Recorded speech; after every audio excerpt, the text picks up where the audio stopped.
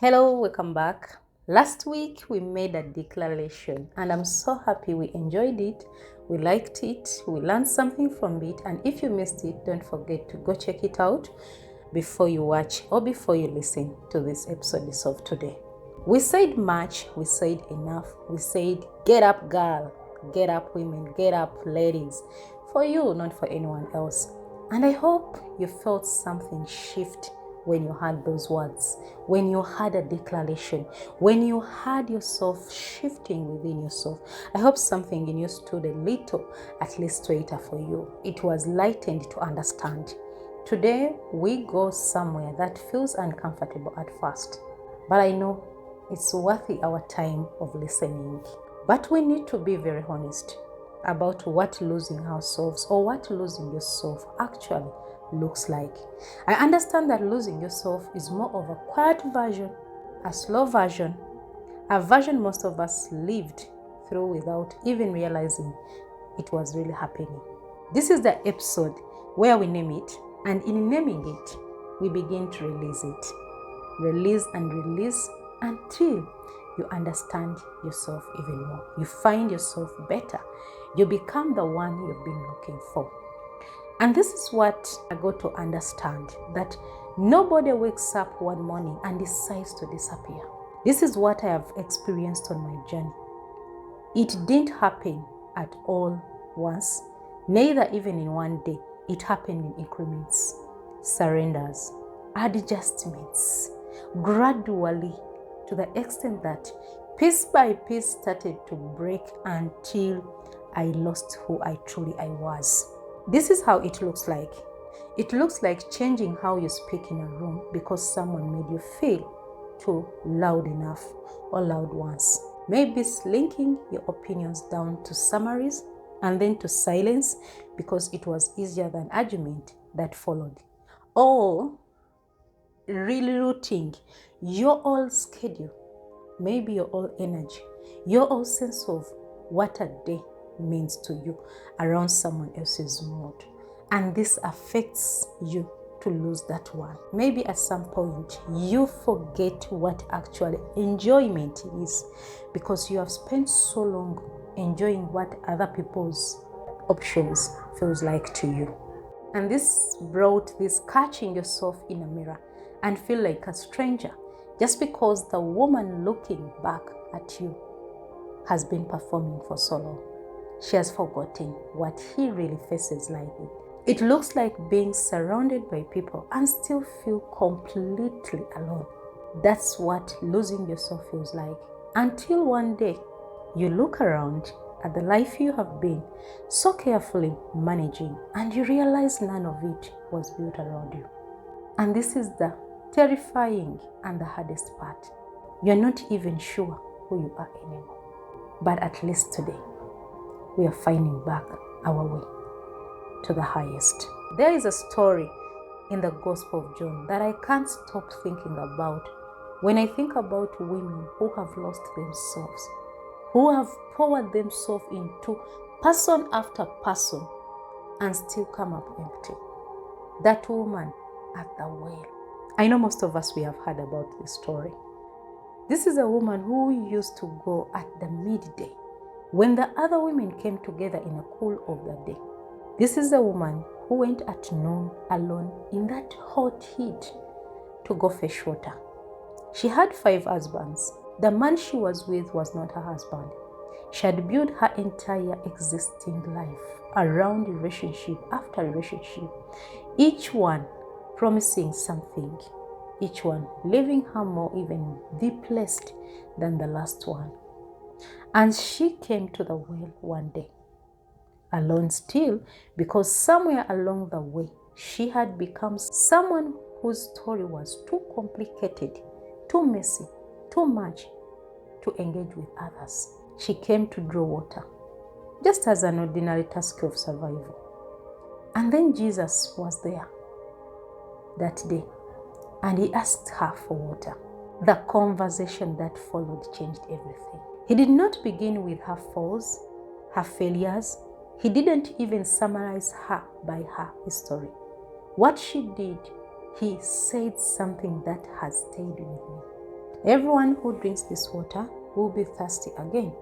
But whoever drinks the water I give them will never thirst.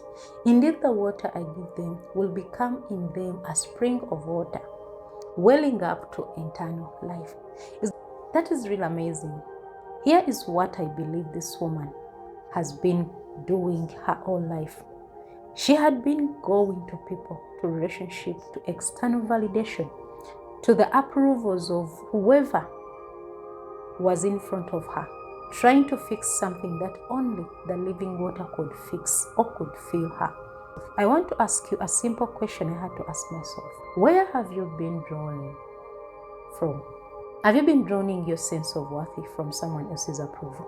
Maybe your sense of value from whether someone chose to stay. Your sense of identity from the roles you performed, whether you performed them well enough or not. That well runs dry. Every single time you run to it, it will drain you. The woman went back to her town that day. She said, "Come see a man who told me everything I ever did." This woman became the one who led others back. The woman who had been coming to the well alone in that very bad heat during the noon times, because the one whose testimony brought a whole city running. This is what happens when you draw from the right source, from the right person, from the right environment. This is what finding yourself really looks like. And that's indeed what we need in this moment. I'm going to be honest with you about what finding yourself actually required. Because I think we have been sold a version of this journey that looks too clean. Finding yourself is not a retreat. It's not a rebrand. It's not a new haircut you have or makeup you always put on, or even a vision board. But finding yourself requires grief, and real grief, and that's what I'm talking about. A grief of looking at what you had become in survival mode and mourn about her, because she did the best she could with what she had. Maybe she bet herself to keep the peace, or she swallowed her voice to avoid the fight. Maybe she even disappeared in increments because it felt like the only way to survive, to stay, to be alive.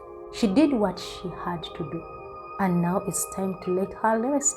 Finding myself also required me to be honest. The kind that has no audience, the kind where you sit with yourself, being honest in a reflection, quiet, and you stop performing even when your own inner circle is around you. Where you stop narrating your story just to prove yourself, maybe in a story, that version that makes you sound okay. And you start telling yourself the truth.